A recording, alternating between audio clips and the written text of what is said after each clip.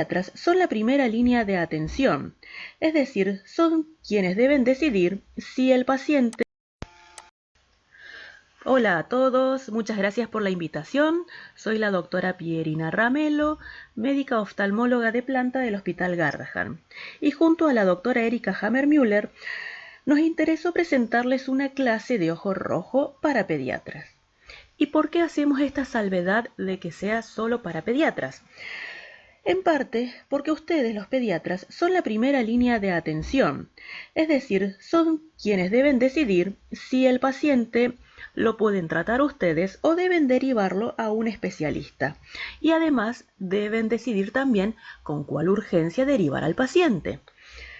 Por otro lado, en más de una ocasión, nosotros los oftalmólogos vamos a necesitar realizar un tratamiento en conjunto con ustedes. Y quizás se pregunten, ¿toda esta medicación sistémica por un ojo rojo? Y la respuesta es sí. A veces necesitamos corticoides o inmunomoduladores para disminuir la inflamación ocular y para preservar la visión de esos ojos. Bien,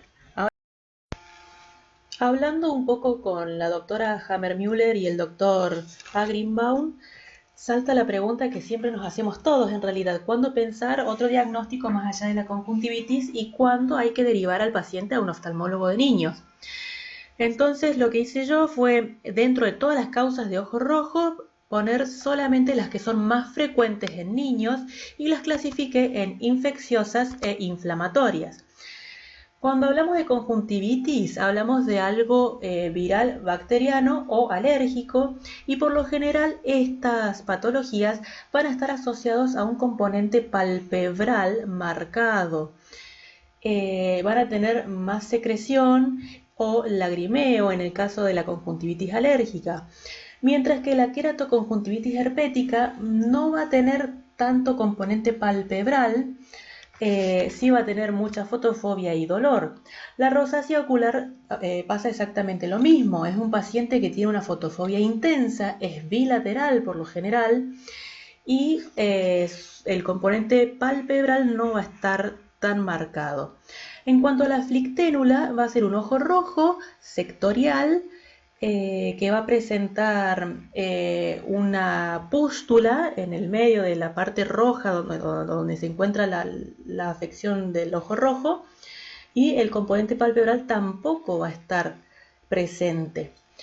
En cuanto al inflamatorio, como ya dijimos, la conjuntivitis alérgica sí va a tener un componente palpebral marcado, picazón y mucho lagrimeo.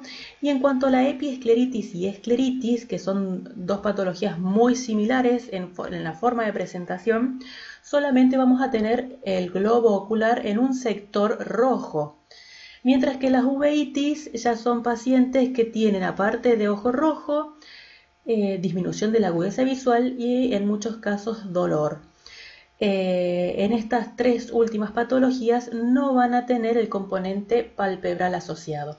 Por supuesto, la clínica siempre es soberana y hay pacientes que tienen una conjuntivitis viral que no tendrán tanto componente palpebral, pero como para tener a grandes rasgos una idea, siempre tener en cuenta eso. Cómo están los párpados, que son nuestros aliados al momento de tomar una decisión de saber si tenemos que derivarlo o no al pediatra. La conjuntivitis viral va a ser la causa de ojo rojo más frecuente en su consultorio. La gran mayoría de las veces va a estar asociado a un cuadro de vía aérea superior. Por lo general suele comenzar unilateralmente, pero a los pocos días puede volverse bilateral. Y como todo cuadro viral, su agresividad dependerá de la carga viral que presente el paciente. Por lo general tiene más lagrimeo que secreción, y la secreción que presenta suele ser blanco-amarillenta. Pero si con el tiempo empeora el cuadro y la secreción se vuelve de color amarillo o amarillo verdoso, ya vamos a estar hablando de una sobreinfección. Si el paciente presenta edema bipalpebral marcado, tenemos que vertir los párpados y observar que no haya pseudomembranas, como se observa en la foto a la derecha inferior. Esta pseudomembrana es producto del acúmulo de inmunocomplejos que se adhieren a la conjuntiva inflamada, generando aún más inflamación. Por supuesto que el tratamiento de esta pseudomembrana es muy discutido. Algunos deciden dejarlo y a indicarles más cantidad de corticoides, es decir, más frecuencia de la instilación de corticoides, mientras que otros prefieren quitarlo usando un hisopo. Recuerden que los tejidos están inflamados y luego de quitar esta pseudomembrana puede aparecer un lagrimeo sanguinolento. Si la inflamación es muy pronunciada, tendremos quemosis conjuntival y ganglios preauriculares y o submandibulares inflamados. Una vez que pasa la inflamación, podemos tener como secuela infiltrados corneales llamados numulares, que no son más que lesiones redondeadas blanquecinas producto del depósito de inmunocomplejos. Estos infiltrados pueden disminuir la agudeza visual de los pacientes y por lo general se van a reabsorber solos, es decir, son autolimitados, aunque en algunos casos pueden tardar hasta 6 meses en irse. Es por eso que en estos casos lo que vamos a hacer es indicar ciclosporina tópica y o corticoides tópicos. En cuanto al tratamiento de la conjuntivitis viral, lo que vamos a indicar es principalmente hielo local, que es lo que más va a calmar los síntomas que presenta el paciente, antibióticos y en el caso de que el cuadro sea muy agresivo se puede indicar corticoides. Y a su vez tenemos que tener en cuenta que el paciente debe separar sus elementos de uso personal para evitar seguir contagiando al resto de la familia. Continuamos con la conjuntivitis bacteriana. Es un cuadro menos frecuente que la conjuntivitis viral y es causado por el estreptococo o el estafilococo. Se contagia con gran facilidad y por lo general suele ser bilateral. Los síntomas son edema bipalpebral con abundante secreción amarillo-verdosa que vamos a encontrar tanto en pestañas como en fondo de saco. Los pacientes presentan sensación de cuerpo extraño, ardor y picazón ocular, sensibilidad a la luz y lagrimeo excesivo. El tratamiento va a ser con higiene, con solución fisiológica, lavado de manos, por supuesto. Se va a instilar antibiótico tópico, de preferencia se usa la tobramicina. Si el cuadro, a pesar de la tobramicina, continúa, se elige ciprofloxacina. Por supuesto, hay que separar los elementos de uso personal del paciente.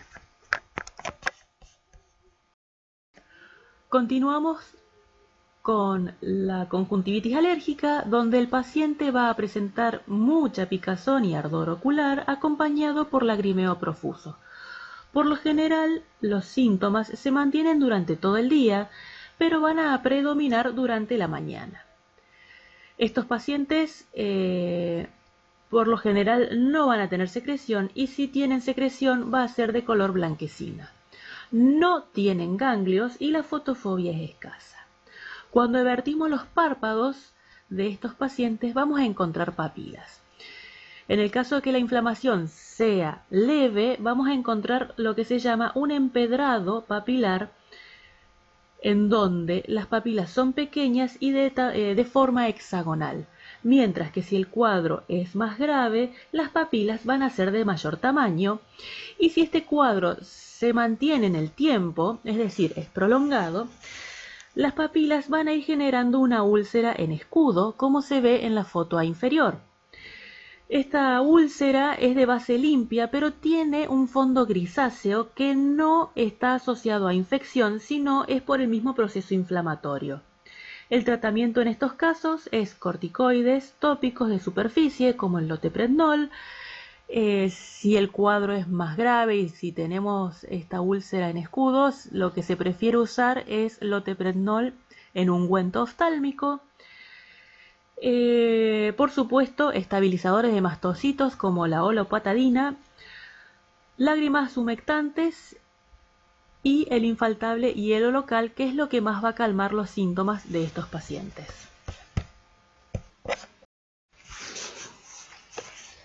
Otra causa de ojo rojo, por lo general unilateral, es la queratoconjuntivitis herpética, que puede ser causado tanto por el virus herpes simple como por el virus herpes zóster.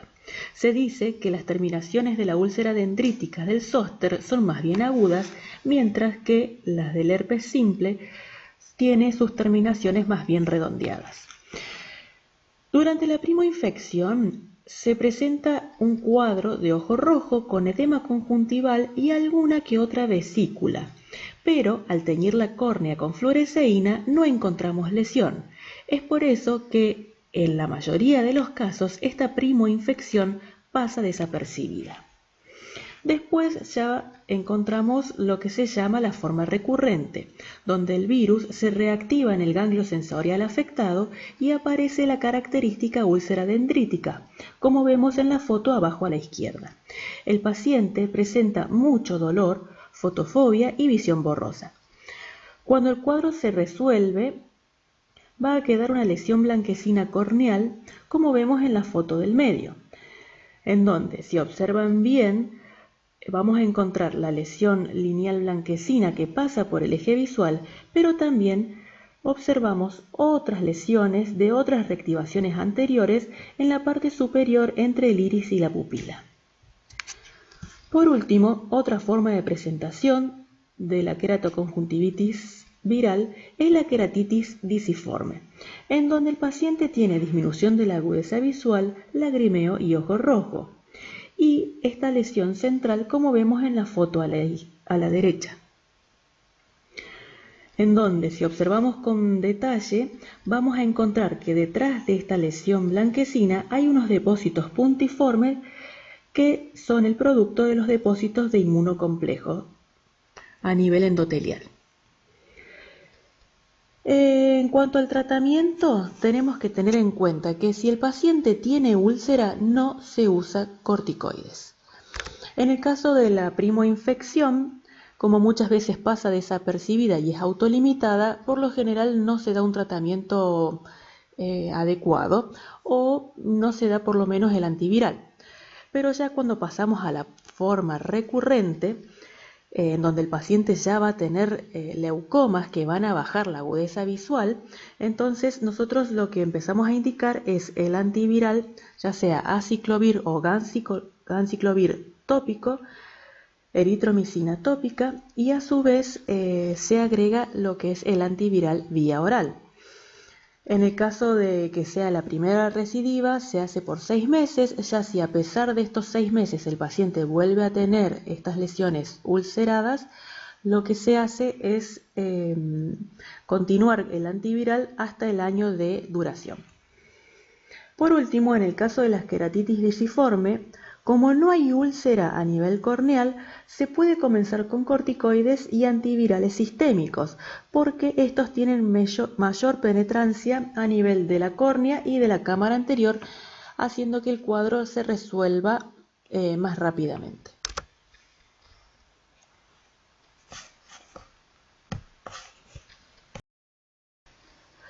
La rosácea es una enfermedad crónica tanto de la piel como de los ojos.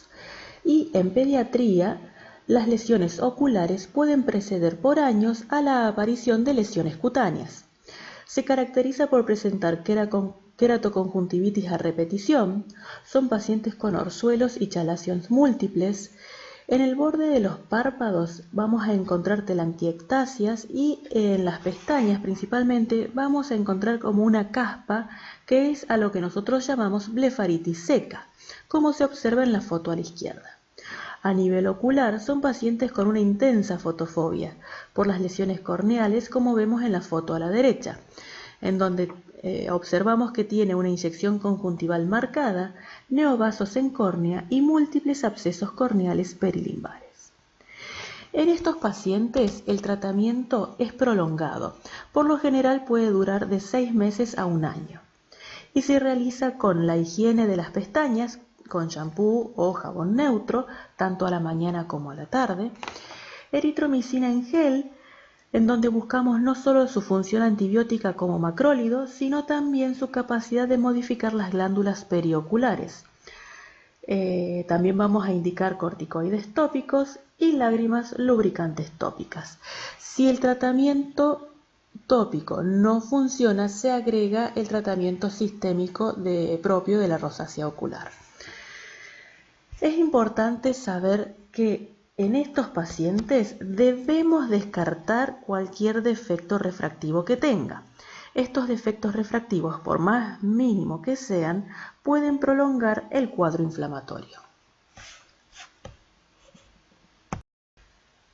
Muy bien, continuamos con la queratoconjuntivitis flectenular, que es una inflamación nodular de la conjuntiva producto de la liberación de toxinas por parte del Staphylococcus aureus. El cuadro clínico va a presentar una elevación redondeada de aspecto gelatinoso, de color blanco perlado, que puede ser único o múltiple. La inyección conjuntival es limitada al lugar donde se encuentra la lesión.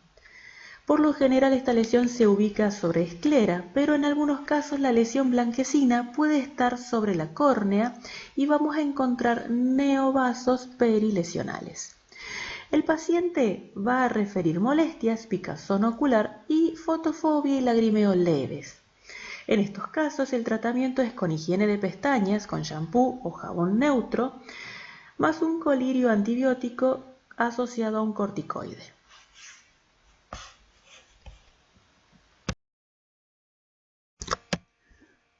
Continuamos entonces con epiescleritis y escleritis. Se sabe que la diferencia de estas dos entidades va a estar dada por la gravedad, la respuesta al tratamiento y la recurrencia. Las epiescleritis tienen un curso más benigno y es producto de la inflamación de la cápsula de Tenon. A su vez, tienen menor asociación a complicaciones oculares, mientras que las escleritis siempre tienen un curso más agresivo y es producto de la inflamación de la esclera. Ambas van a presentar ojo rojo, sensación de cuerpo extraño y dolor o molestias. Y cuando resulta difícil diferenciar el cuadro clínico si es epiescleritis o escleritis, lo que realizamos es la prueba de fenilefrina, en donde se instila una gota de fenilefrina y si el ojo se pone blanco, estamos hablando de epiescleritis, mientras que si el ojo se mantiene rojo, estamos hablando de escleritis. Las escleritis pueden presentarse de forma aislada, pero se sabe que estos pacientes van a presentar algún tipo de enfermedad inflamatoria dentro de los próximos 6 meses a 1 año. La principal asociación de las escleritis va a estar dada con la artritis reumatoide, la enfermedad de Sjögren, la psoriasis u otras vasculitis como Wegener o Takayasu. Puntualmente destaqué este artículo de una revista chilena porque, a diferencia de los países desarrollados, ellos encontraron la asociación de escleritis con tuberculosis. Y los pacientes que tenían tuberculosis no presentaron asociación con enfermedad sistémica inflamatoria. Y todo el cuadro se dio ad integrum haciendo el tratamiento correspondiente. Se sabe además que si las escleritis tienen asociación con enfermedad inflamatoria, estas van a tener las complicaciones oculares más graves, como catarata, glaucoma o edema macular, disminuyendo la agudeza visual de los pacientes. Pero van a tener una buena respuesta al tratamiento inmunosupresor. Recordemos además que la tasa de recurrencia de las escleritis es mayor por su alta asociación con enfermedades sistémicas. En el caso del tratamiento de las epiescleritis, por lo general es más bien tópico, con lágrimas lubricantes, AINE tópico, corticoides tópicos y si el cuadro todavía continúa, se puede agregar AINE vía oral. Mientras que las escleritis, directamente el tratamiento se hace vía oral. Se puede agregar tratamiento tópico como lágrimas lubricantes, AINE tópico o corticoides tópico, pero se sabe de que tenemos que asociarle AINE vía oral e inmunosupresores como metrotexato o ciclofosfamida. Y en el caso de la escleritis necrotizante, que es la escleritis más agresiva, vamos a necesitar realizar el tratamiento con corticoides en bolo endovenoso por 3 o 5 días y a su vez completar con inmunosupresores para poder controlar el cuadro.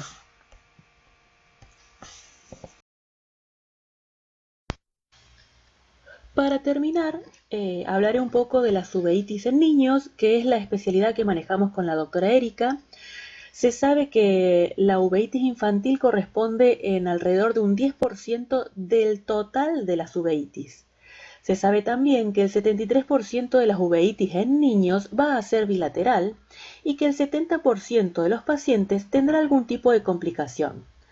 Además, se sabe que un 20% de estos niños va a tener ceguera legal en al menos un ojo al momento del inicio de la consulta. El Grupo Internacional de Estudio de las Uveitis las clasificó según la localización predominante de la inflamación, en anterior, intermedia y posterior. De estas, las que van a cursar ojo rojo son la uveitis anterior, que afecta al iris y la parte anterior del ojo, y las uveitis intermedias, que afectan al cuerpo ciliar y al humor vítreo. Además, las uveitis pueden ser producto de la manifestación de un proceso infeccioso o por la disfunción del sistema inmunitario.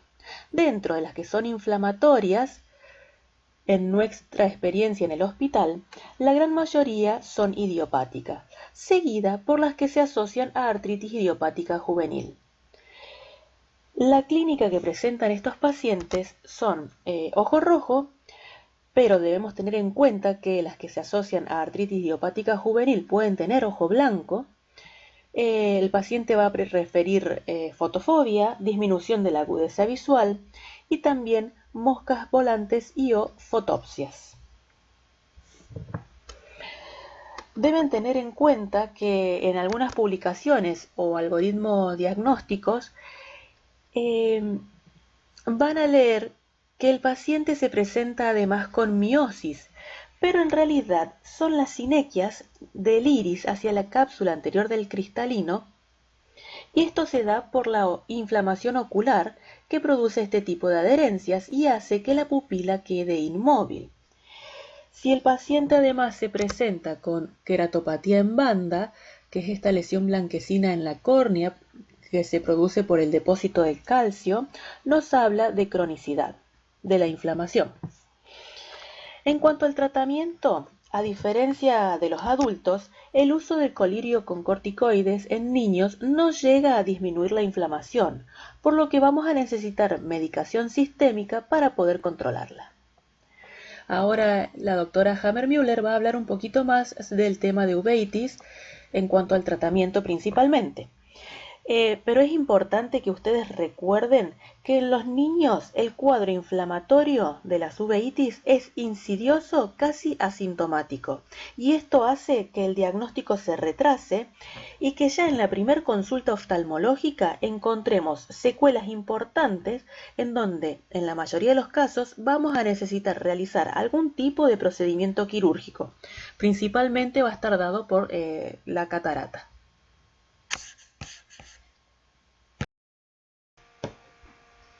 Ya terminando con la parte oftalmológica de la clase, les presento este artículo publicado por la Universidad de Edimburgo, en donde lo que hicieron ellos fue repartir algoritmos diagnósticos de ojo rojo a los médicos de guardia. Los médicos de guardia debían completar cuestionarios y derivar al paciente según lo indicara el algoritmo diagnóstico. El resultado de este estudio fue que el 72% de los pacientes presentaron un diagnóstico correcto con el algoritmo, solo basándose con la clínica del paciente. Y esta efectividad aumentaba un 77% si el médico de guardia tenía un oftalmoscopio directo. Me pareció importante compartirles este artículo, más que nada para quienes no son oftalmólogos. Tener este tipo de ayuda, como son los algoritmos, nos va a mejorar la capacidad diagnóstica significativamente, principalmente para saber cuándo derivar al paciente.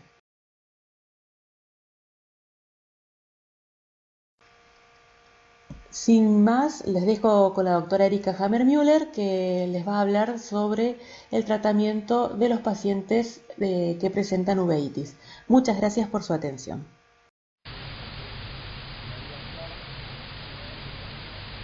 Bienvenidos y bienvenidas a la charla sobre uveitis infantil.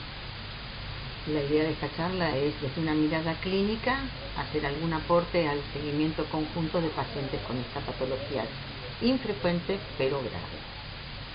Mi nombre es Erika Hammer-Müller, soy pediatra, jefa de clínica de consultorios de clínica del Hospital Garrahan y formo parte del equipo de trabajo de uveitis no infecciosa.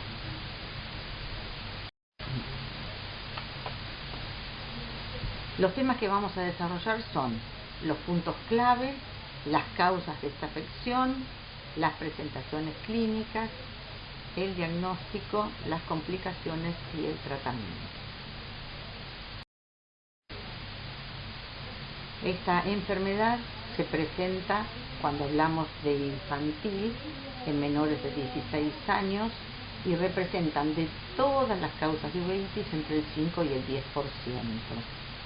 Ocurre una afectación bilateral en el 73% de los casos, tiene una evolución crónica en el 83% y se observan complicaciones en el 76% de los casos. Algunas de estas complicaciones están presentes al diagnóstico. Y la ceguera ocurre en el 20% en al menos un ojo a los 3 años de seguimiento. Por frecuencia hablamos de uveitis anterior, intermedia, panuveitis y posterior. Esto en función de la localización. La uveitis anterior está asociada a la artritis idiopática juvenil, ANA positivo en el 41% de los casos.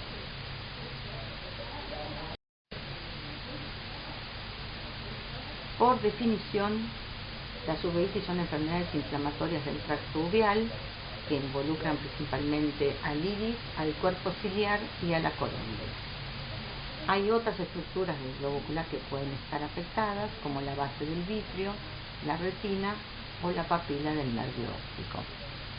Cuando nos referimos a pars planitis, nos referimos a una uveitis intermedia de origen idiopático, que puede ser uni o bilateral y que presenta como características al examen ocular las condensaciones vítreas denominadas bolas de nieve o snowballs y los exudados o bancos de nieve que se denominan snowbank.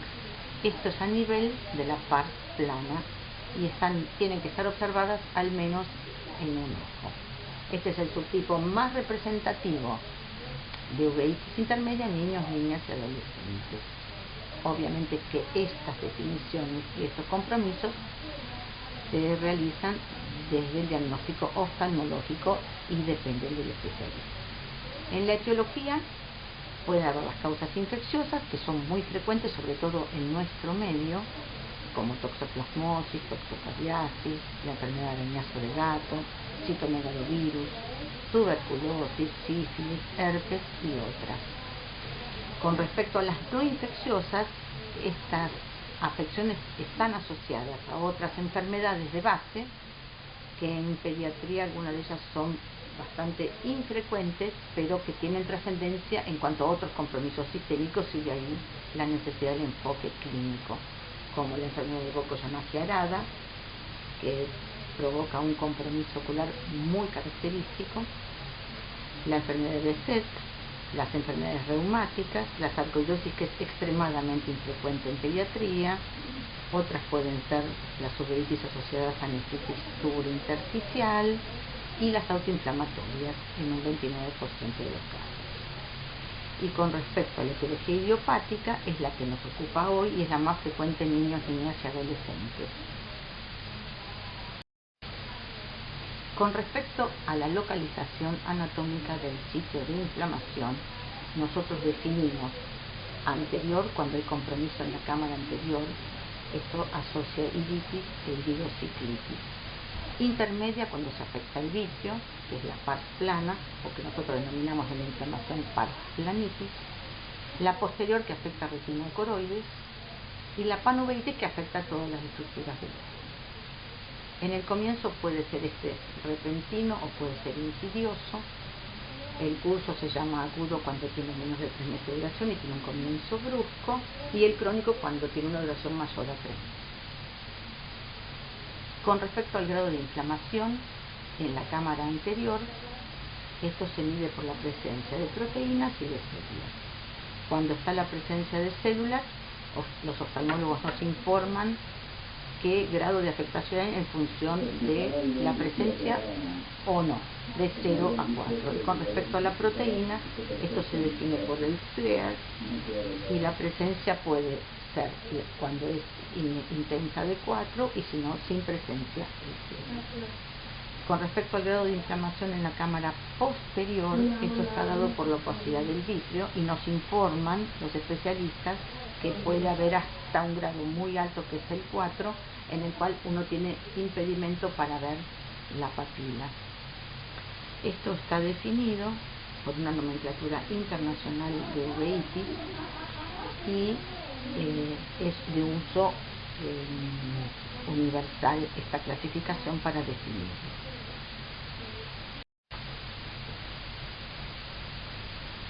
Con respecto a la clínica, como ya nos ha hablado Pierina Ramelo, es muy importante tener en cuenta la presencia del ojo rojo, la fotofobia y el dolor ocular. En general, dolor que no está presente en otras afecciones. También, como se compromete la agudeza visual, hay una visión borrosa, hay una presentación de moscas volantes, que son las neurosopsias, lagrimeo, y con respecto al comienzo, este puede ser insidioso y asintomático. Por eso es muy importante que estas afecciones que asocian muy frecuentemente uveitis, el cribado a nivel oftalmológico y sobre todo en patología como la artritis idiopática juvenil.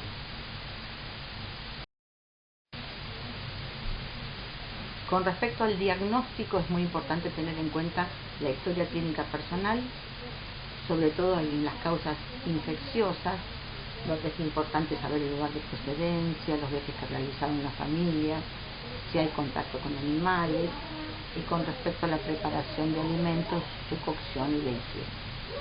Como antecedentes familiares es importante conocer si hay afectaciones de articulaciones, afectaciones de enfermedades en la piel, intestinales y oculares, porque se asocian frecuentemente a la presencia de uveitis en otros compromisos sistémicos. Es importante también detectar si hay dolores articulares, la presencia de fiebre, la presencia de cansancio, cojera, manchas en la piel, las astas bucales o genitales, esto relacionado con la enfermedad de sed, y los problemas intestinales que a veces algunas enfermedades asocian la autoinflamación.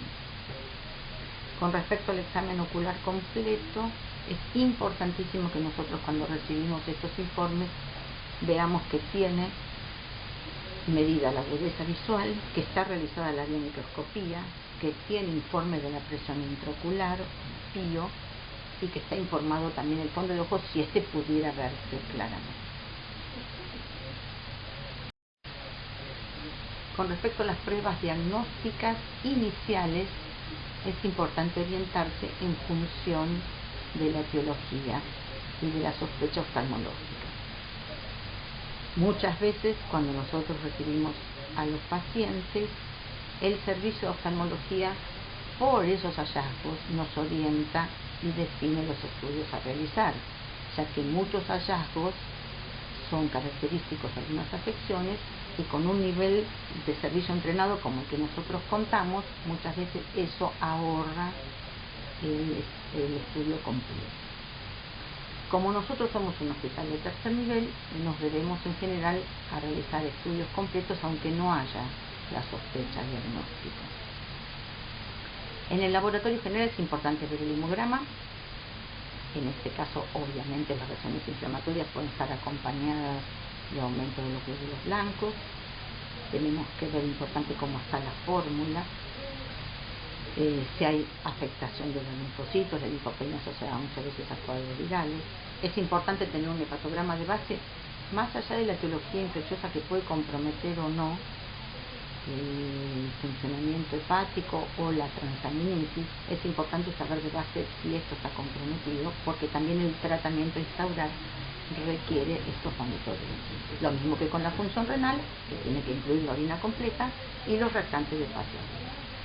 Con respecto a la placa de tórax y PPD, esto es mandatorio porque el tratamiento de elección inicial para el control de la inflamación son los corticoides orales. Entonces es importante, ya sea por cuestiones infectológicas o por el tratamiento que vaya a aplicarse, tener estas evaluaciones. Con respecto a las serologías, hay que orientarse en función de la clínica ocular y de la geografía. Para esto, como dije antes, es importantísimo tener en cuenta los informes que recibimos de oftalmología. Nosotros de rutina pedimos toxoplasma, toxocara, herpes, HIV, CMV, Bartonella syncytiae, TBC, como dije anteriormente, y después, en función de geografía y otros hallazgos, se define si hay que ampliar a micosis profunda. Con respecto a las serologías de hepatitis A, B y C, algunas de estas afecciones tienen vacunas que son protectoras de la afección y es importante a veces frente a instaurar tratamientos inmunosupresores tener en cuenta qué nivel de protección tienen y si dan los tiempos poder completar las vacunas que sean necesarias. Con respecto a la autoinmunidad, ante las sospechas de la uveitis no infecciosa o uveitis intermedia que nosotros seguimos, es muy importante tener en cuenta FAN o anticuerpo antinuclear, el factor reumatoideo, que muy pocas veces está presente en estos pacientes, pero que es importante descartarlo, el nivel de complemento, de las fracciones del complemento, y con respecto a los marcadores intestinales de enfermedad celíaca o de enfermedad inflamatoria intestinal, nosotros los estamos midiendo porque hay algunos estudios que se están haciendo en conjunto con gastroenterología para definir si hay o no compromiso más allá de la clínica del paciente que asocie la enfermedad autoinflamatoria con la enfermedad ocular. Es por ello que acá los decimos, no porque sea algo mandatorio, sino que estamos haciendo una investigación que después voy a ampliar. Con respecto a la presencia de antihistocompatibilidad, esto tiene correlación con las espondiloartropatías en el caso del HLA-B27 o con la enfermedad de Behçet en el HLA-B51 y se piden específicamente si hubiera alguno de estos compromisos. Con respecto a la evaluación en el caso de sarcoidosis ocular, como ya comenté antes, esto es realmente muy infrecuente en pediatría, es una afección que en general se empieza a observar en el adulto joven. Entonces esto va a depender mucho de la clínica ocular, de cuánto compromiso granulomatoso ocular se observa sospechoso como para pedir el nivel de ECA. Por otra parte es un estudio difícil de encontrar en muchas instituciones.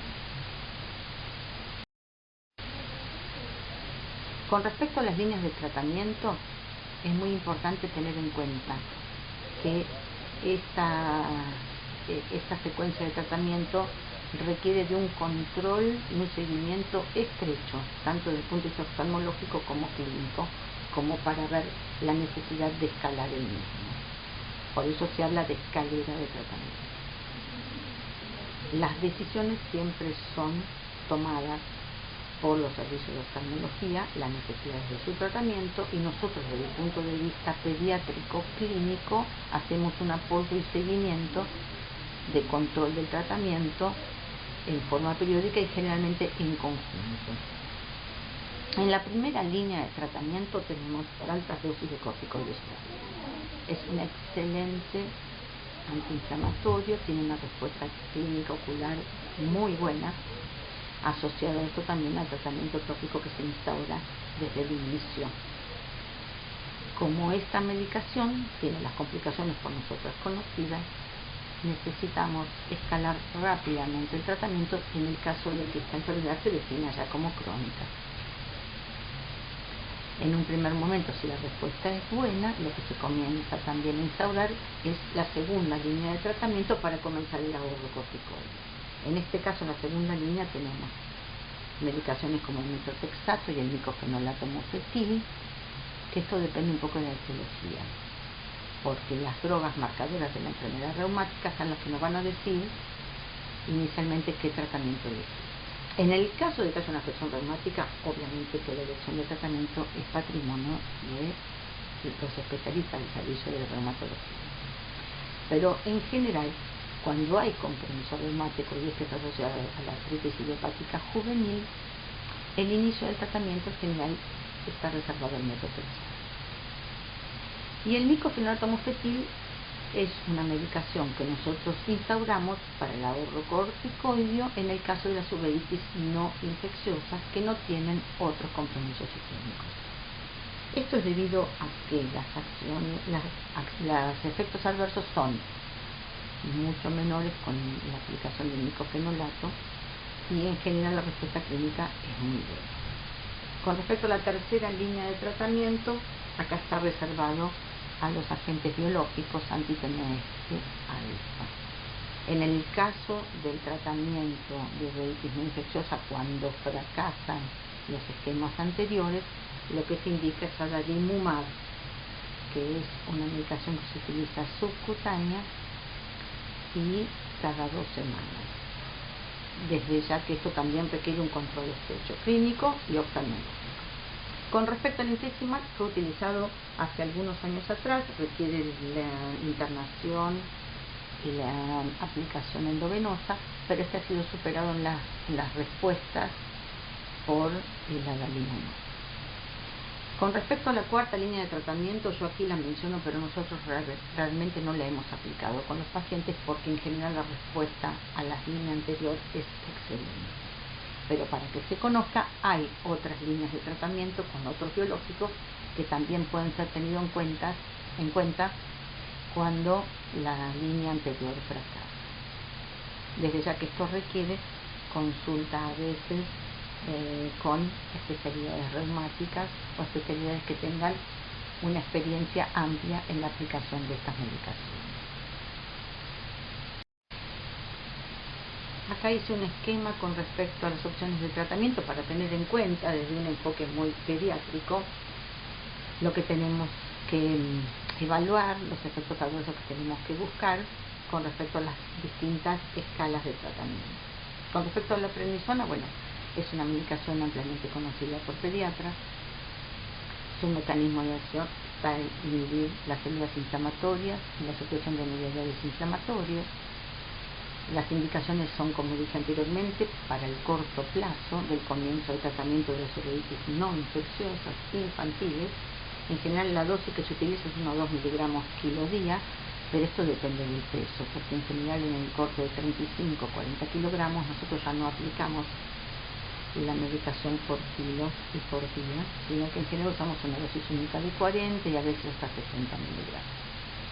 Con respecto a los efectos adversos, es muy conocido los efectos que tiene en forma aguda, inminente, como la hipertensión arterial, la gastritis y el aumento de peso, las características clínicas de Cushing. Ya no lo del retardo del crecimiento, la osteoporosis, que es un efecto que se ve a largo plazo cuando se sostiene durante mucho tiempo el tratamiento, y en este caso nosotros tratamos rápidamente de pasar a los ahorradores de corticoides. Con respecto al metotrexato, es un análogo del ácido fólico, inhibe la hidrofolato reductasa y la síntesis de purinas de novo. En general su indicación está dada en la artritis idiopática juvenil, en la pars planitis y en la uveitis no infecciosa. No todas las uveitis no infecciosas tienen solamente el compromiso de la pars plana, pars planitis, por eso acá aclaramos, porque la uveitis no infecciosa puede comprometer cualquier estructura del ojo. Con respecto a dosis y frecuencia, lo que se utiliza en general es a 10 a 15 miligramos metro cuadrado semanal, con una dosis máxima de 15 miligramos y con la inyección de fólico al día siguiente, también en forma semanal. Con respecto a la toxicidad, es muy frecuente de observar las movilizaciones de transaminasas, las úlceras, náuseas y vómitos. También está asociado al cansancio, pero esto también puede estar dado por la enfermedad. Con respecto al micofenolato mofetil, el mecanismo de acción es la inhibición de la ioncina monofosfato deshidrogenasa, se utiliza específicamente en pars planitis y la dosis que se utiliza es de 1 a 1,5 gramos cada 12 horas o, en el caso, digamos, de mayor peso, 600 miligramos metro cuadrado dosis. La dosis en general, cuando los chicos son más chiquititos, requiere empezar con una dosis un poquitito más baja Yo acá no lo puse, pero en general tenemos en cuenta también a veces el kilo peso, y esta puede variar, es muy amplio el rango y puede variar desde 8 a 30 miligramos. Es frecuente, muy frecuente en el inicio del tratamiento, el desconfort gastrointestinal. Esto está asociado en general a dolor, a sensación nauseosa, a veces a diarrea, y puede haber pérdida de pelo y leucopenia. Si esto ocurriera, hay otra sal del micofenolato, que es la sódica, que tiene mucho mejor tolerancia gastrointestinal. Es más costosa, pero en general los trabajos hablan de la indicación por inicio del micofenolato mofetil. Pero hay que tener en cuenta que a la sal sódica pasamos cuando realmente la intolerancia digestiva es muy alta. Con respecto al adalimumab, esto es un biológico, es un anticuerpo humano monoclonal que inhibe el anti-TNF alfa. Con respecto a las indicaciones, está indicado en algunas patologías reumáticas y en las enfermedades con compromiso sistémico, como por ejemplo Burko-Najarada, que es una enfermedad que da un compromiso ocular muy característico, pero que se asocia también a otros compromisos sistémicos que involucran la piel, el sistema nervioso central y las órdenes. Es muy amplio el espectro, es muy variable y puede haber desde una manifestación mínima ocular a una manifestación más frecuente. También está indicado en la enfermedad de Behçet y obviamente en la uveitis infecciosa, que está refractaria al tratamiento anterior. Las dosis que se utilizan son de 20 miligramos cada 14 días, en el caso de tener menos de 30 kilos, y 40 miligramos en el caso de tener más de 30 kilos. El tratamiento, cuando se instaura, es prolongado y requiere de monitoreos y controles periódicos, desde ya más estrechos hasta ver el control de la inflamación ocular, y después en forma periódica también se monitorean los efectos adversos que puedan tener estas drogas a nivel del laboratorio.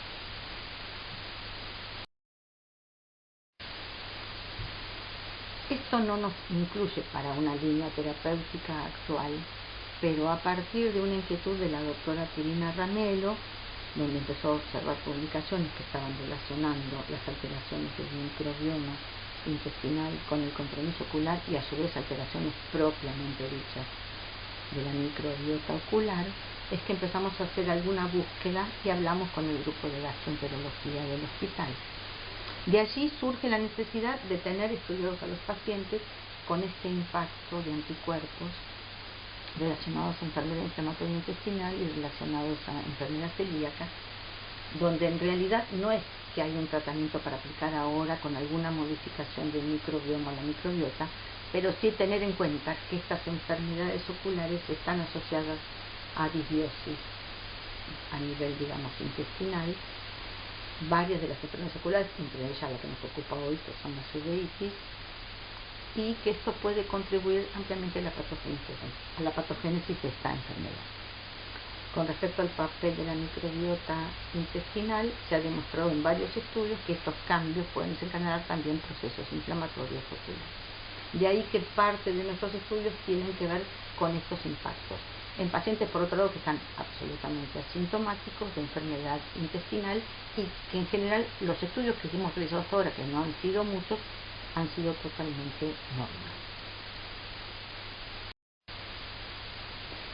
Hubo un estudio que se realizó en el servicio de oftalmología, que fue una serie de pacientes, de 29 pacientes, que se realizó desde el 2014 al 2021, y que lo traigo aquí para que también compartamos estos hallazgos que son propios, digamos, del seguimiento de nuestros pacientes. Esto fue hecho por el servicio de oftalmología, la doctora Gisela Sánchez, Pirina Ramelo, que les dio la clase anterior, la doctora Falvo, la doctora Moreno, Pérez y Fandiño, que ya se ha jubilado.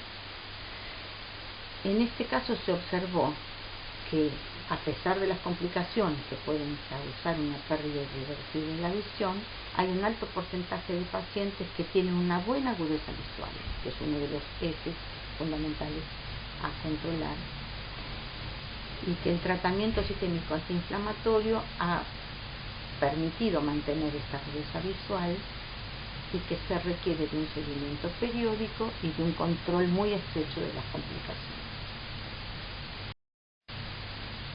Muchas gracias. Acá hay parte del equipo que trabaja en distintas áreas ambulatorias del Hospital Garrahan, todos médicos pediatras clínicos, varios de ellos incorporados también a un seguimiento multidisciplinario y varios asociados al servicio de neonatalidad. Muchas gracias.